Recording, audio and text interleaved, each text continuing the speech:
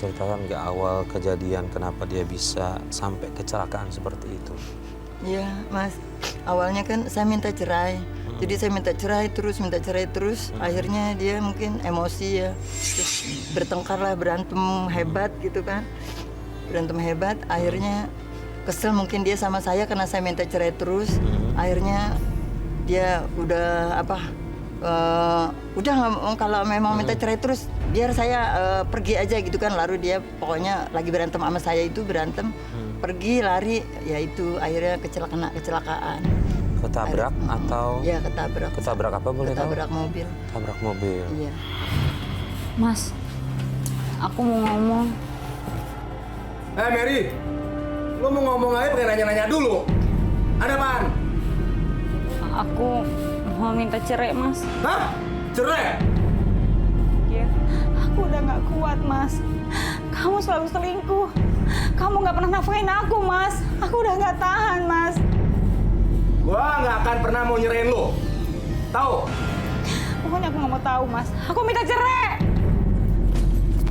Sekali lagi lo minta cerai sama gua Mas! lu.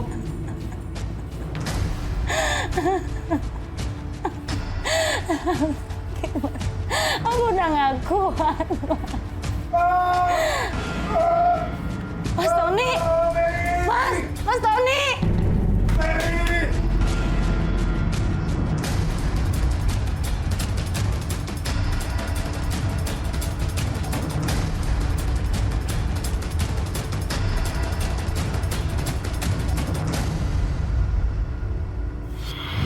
Gini, yang jadi masalah lagi sebenarnya Pak Ustadz, Ibu Mary ini sampai sekarang walaupun dia sudah melihat yang diterima, apa yang dilakukan suaminya, kemudian ditegur Allah seperti itu, tapi Ibu Mary itu masih belum ikhlas gitu memaafkan semua perbuatan ini. Artinya bisa dibilang ini dendam, Pak Ustadz. Ibu Mary masih dendam sama suami. Iya, Mas, saya masih dendam banget ya karena terlalu sakitnya saya disakitin kan gitu ya. Jadi mungkin saya belum bisa ikhlas sampai kapanpun. Oke, Pak Ustadz, Ya, dendam tapi itu ada. pertanyaannya kemudian begini, Sarit. Dia nggak bayar ikhlas pada suaminya, tapi suaminya sedang sakit, toh Mbak Bu Mary yang merawatnya kan? Nah itu dia, jadi ada pertengkaran dalam hatinya Pertengkaran dia. batin. Iya. Dalam batinnya dia. Betul. Saya harus tetap berbakti, tapi saya tetap belum bisa memaafkan ya apa yang dilakukan suami. Saya bisa memahami dalam makna beban batin yang dialami oleh Bu Mary dengan dengan perilaku yang ditunjukkan oleh suaminya yang berkali-kali di depan matanya. Siapapun itu sakitnya itu dalam di sini sekali gitu loh. Sakitnya kalau tadi Bu Mary kan menyebut sampai Ke tulang jantung rusuk, ya. menusuk tulang belulang, itu kan menunjukkan bahwa memang susah untuk diobati, tetapi harus diingat Bu Mary, Allah sudah menegur melalui memberi balasan kepada perbuatan suami. Dan sekarang suami kan sudah ditimpa keadaan semacam itu dan ibu yang merawatnya. Ada dua pilihan. Surat Asy-Syura ayat 4 itu Allah menjelaskan begini. Wa jazaa'u sayyi'atin sayyi'atum misluha. Balasan kepada orang yang melakukan keburukan dengan kita, dengan Bu Mary, balaslah dengan keburukan yang setimpal. Dalam mana apa? Bukan berarti Mbak Mary kemudian melakukan selingkuh, bukan. Bahasa jelek seperti itu.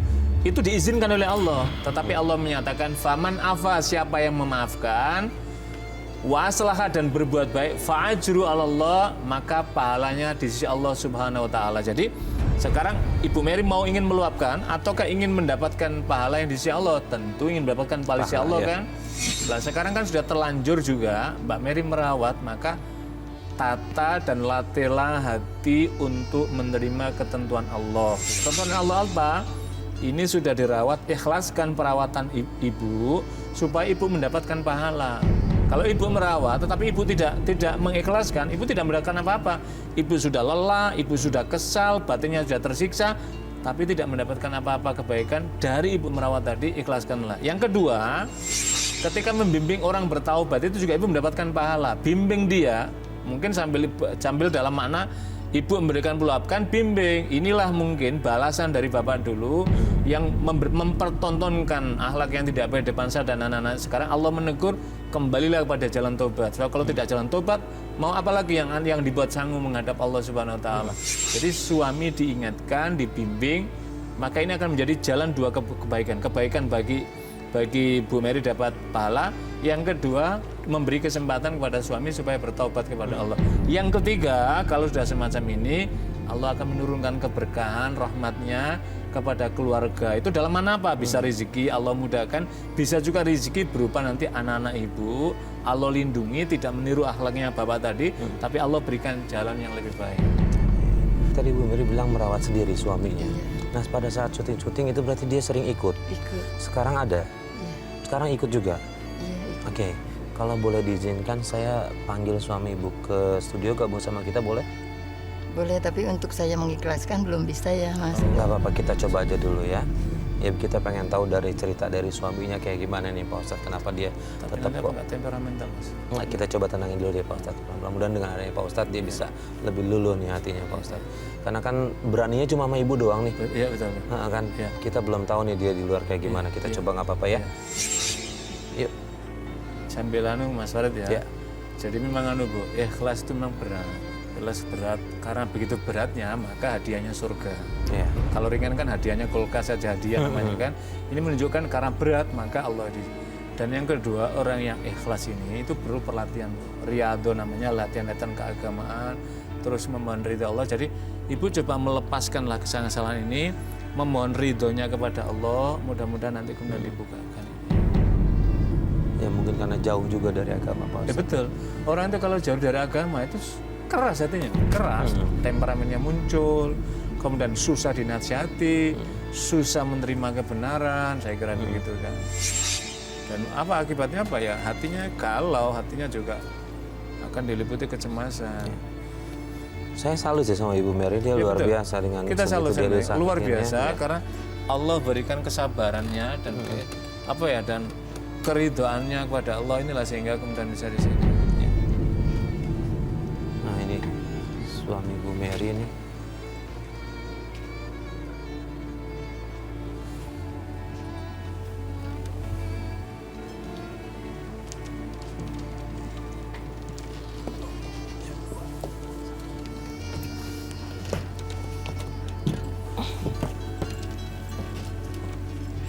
Pak, Bapak sekarang sama saya ini istri Bapak. Tadi dia sudah berkeluh kesah, bercerita semua apa permasalahan yang dia hadapi. Cuma masih ada satu hal yang istri Bapak sebetulnya berat sekali untuk memaafkan Bapak, masih belum ikhlas. Tapi kalau Bapak sih coba pikir dari sisi lainnya, istri Bapak masih mau terima Bapak dengan kondisi seperti ini. Kalau menurut saya sih istri Bapak ini luar biasa.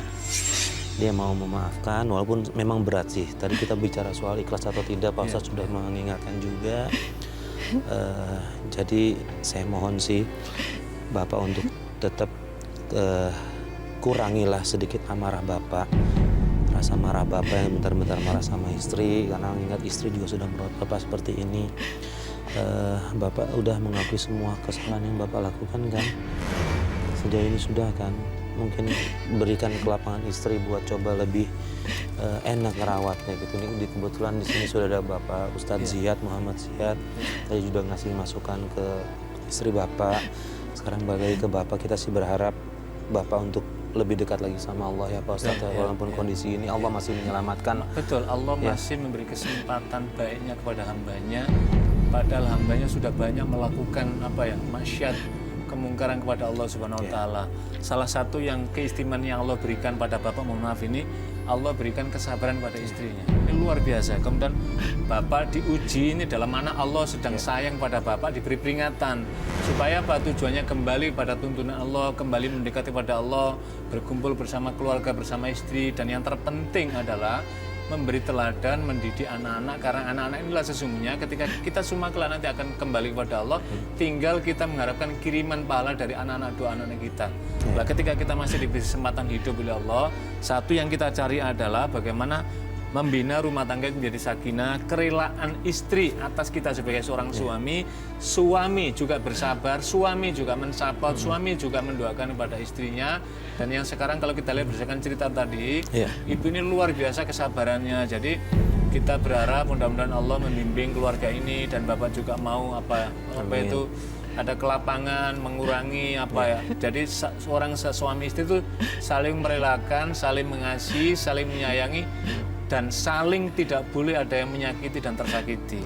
Rasulullah SAW dalam suatu kesempatan ketika Ali bin Abi Thalib dicari, sedang tidak ada di rumah, kemudian langsung Rasulullah SAW bertanya kepada Fatimah, ya Fatimah putri Rasulullah, apa yang terjadi dengan suami, adakah? Ya tadi dia kayaknya agak kesal gitu. Kemudian Rasulullah mencari-cari pada para sahabat, di mana Ali? Ternyata Ali sedang tidur di masjid. Maksudnya dia tidak dia jadi kalau orang pintar, kalau orang itu mengerti Allah, ketika marah pada suami tidak diluapkan dengan emosi pada suami, tapi dia mencari jalan apa? Menghindarkan supaya tidak terjadi pertengkaran. Sebab ketika terjadi pertengkaran ada dua hal. Pertama, amarah yang meluap-luap. Yang kedua, kedoliman akan terjadi. Yang ketiga ini yang mengerikan, pintu rahmat Allah akan tutup. Tidak diberikan. Ketika itu sudah tidak diberikan, apa yang terjadi? Kita semua ini yang akan menderita. Karena itu jalannya yang pertama apa? Saling bertaubat kepada Allah, saling memaafkan dan menerima maaf. Yang ketiga, tidak boleh menyakiti dan mendolimi. Yang keempat, mengisi hari-hari dengan beribadah, mendekatkan diri kepada Allah. Apa itu? Sholat 5 waktunya dijaga, yang kemudian ditambahkan dengan berusaha untuk bangun malam atau membaca. Yang ketiga apa? Membimbing anak-anak supaya dalam perajutan keluarga ini. Rasulullah SAW menyatakan sebaik-baik orang itu adalah khiyarukum linisaikum, yang terbaik perilakunya kepada istri-istrinya. Kita tentu, saya juga meskipun Ustadz Mas Farid menyebutnya belum tentu menjadi yang terbaik, tapi berusaha untuk menjadi yang terbaik keluarga supaya menjadi teladan istri dan anak kita. Dan ini juga mohon maaf menjadi pelajaran untuk Bapak dan kita semua. Mudah-mudahan Allah merahmati keluarga Bapak dan Ibu ini, dan mudah-mudahan Allah melatih keikhlasan masing-masing. Amin ya rabbal alamin. Bapak ada yang mau disampaikan ke Ibu?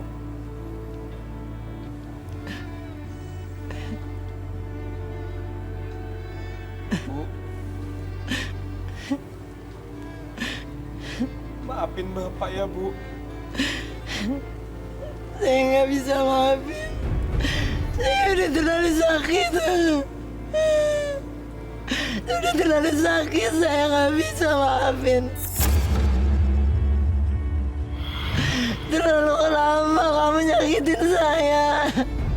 Bertahun-tahun kamu sakitin saya sama anak. Jadi Ibu, Coba dengerin Ustaz. Allah Al-Ghaffar, Maha Pengampun. Al-Ghafur, Maha Mengampuni. Al-Ghaffar, Maha Pengampun. Al-Ghafur, Maha Mengampuni. Jadi kita melihat ada kasus orang yang dosanya sudah berjibun luar biasa. Ketika ia ingin bertobat kepada Allah, ternyata meninggal di tengah perjalanan, maka diukur jaraknya.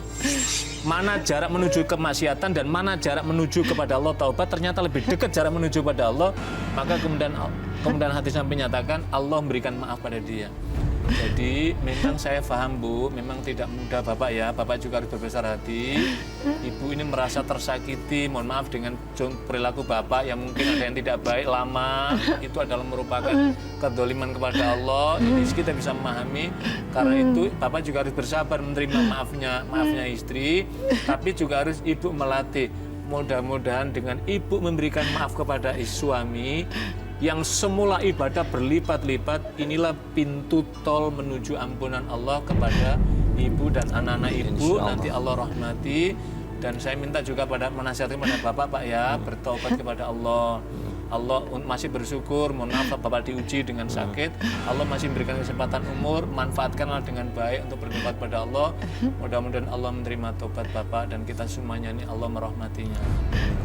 Saya udah berusaha Pak Ustadz. Ya Bu, saya mengerti, tapi Bu berlatih Bu. Terlalu sakit Pak Ustadz. Iya, saya memahami Bu, tapi akan menunggu. Bertahun-tahun Pak Ustadz, saya menderita batin sampai saya nggak punya daging Pak Ustadz. Ya, bersabar Bu ya. Mudah-mudahan dengan butuh waktu ini nanti Allah akan memberi balasan kebaikan. Dari kesabaran Ibu ini tidak hanya Allah memberikan pahala kepada Ibu, tapi Allah akan memberikan kemuliaan kepada anak-anak Ibu atas doa Ibu, atas kesabaran Ibu menghadapi ini adalah luar biasa ini. Saya paham Bu, luar biasa ini saya kira. Ibu mungkin pernah dengar Allah kasih cobaan ke makhluknya sudah pasti makhluk itu bisa mengatasinya ya Pak Iya. Ustadz ya. Jadi Allah coba. tidak akan membebani, menguji di luar batas kemampuan. Jadi Allah sudah tahu kemampuan ibu. Allah sedang punya rencana mulia ingin menaikkan makom derajat ibu ke tempat yang lebih tinggi. Apa itu tahapan yang tingginya, yaitu memaafkan dan mengikhlaskan. Ini lama tidak sekarang Mas Farid, Iya, betul. tapi nanti kita pelan-pelan mudah-mudahan ibu dengan riyadhah mendekatkan diri pada Allah di tengah ngajinya, di tengah ketika menyuapi anaknya, membimbing anaknya, muncullah hidayah-hidayah kebaikan itu sehingga keluarga ini kembali dalam rajutan taubat kepada Allah Subhanahu wa taala. Pak Ustadz, adakah doa yang bisa diamalkan ibu ini untuk mengikis rasa ketidakikhlasan itu? Yang pertama, jadi ada salah seorang sahabat itu menuturkan, misalkan Abu Hurairah itu membaca istighfar itu sampai ribuan kali. Istighfar. Yang kedua adalah membaca Fatihah diulang-ulang. Yang ketiga adalah membaca surat Al-Ikhlas 3 kali, surat Al-Falaq 3 kali, surat An-Nas 3 kali. Setiap selesai sholat dibaca berulang-ulang sambil membaca hamdalah kepada Allah dan subhanallah, bertasbih pada Allah. Mudah-mudahan Bu ya, saya ikut mendoakan pada ibu, mudah-mudahan kesabaran ibu ini berbuah manis, berbuah kebaikan dari Allah. Iya Pak Ustadz. Untuk ibu dan keluarganya. Tapi dilatih Bu ya, ibu jangan mengatakan saya tidak akan melakukan. Kita tahu bahwa ikhlas itu berat, tapi ya Allah, hambamu melatih ingin untuk mendapatkan ikhlasanmu. Dan yang kedua, memohon ya Allah berikan hidayah pada suamiku, dan suami juga memberikan maaf, dan suami juga menunjukkan perilaku yang baik sehari-hari. Mudah-mudahan Allah masih memberikan sececah harapan bagi keluarga Bu Mary dan keluarga Bapak. Amin ya rabbal alamin. Yang paling penting satu hal, husnuzon sama Allah ya Pak Ustadz ya. Betul, kesunduhan pada Allah, berbaik sangka kepada Allah. Ya. Baik, terima kasih Pak Ustadz atas semua Sama-sama, solusinya. Mas Farid. Mudah-mudahan Ibu Mary bisa mengamalkan apa yang tadi Pak Ustadz sampaikan nasihatnya. Lagi-lagi memang berat, tapi dicoba. Kenapa Ya, tidak? sama satu lagi Mas Farid ya, untuk Bapak, mohon maaf ini Pak ya. Boleh Pak Ustadz. Bapak harus melatih untuk sholatnya harus rajin Pak ya, jangan sampai ditinggal Pak, sebagai tobat. Yang kedua, baca doa Rabbana dzolamna anfusana wa illam taghfir lana wa tarhamna lanakunanna minal khosirin. Dibaca berulang-ulang, mudah-mudahan Allah menerima tobat. Amin ya rabbal alamin. Coba diamalkan Pak ya. Sama-sama Pak ya. Baik Pak Ustadz, terima kasih Bu Mary dan Bapak, terima kasih sudah berbagi kisah, berbagi cerita dengan kami di Tawakal. Semoga apa ya dari kisah ini bisa menjadi pelajaran bagi pemirsa di rumah. Dan pemirsa, akhirnya sampai di sini Tawakal. Saya Farid Hasan undur diri. Wassalamualaikum warahmatullahi wabarakatuh. Waalaikumsalam warahmatullahi wabarakatuh.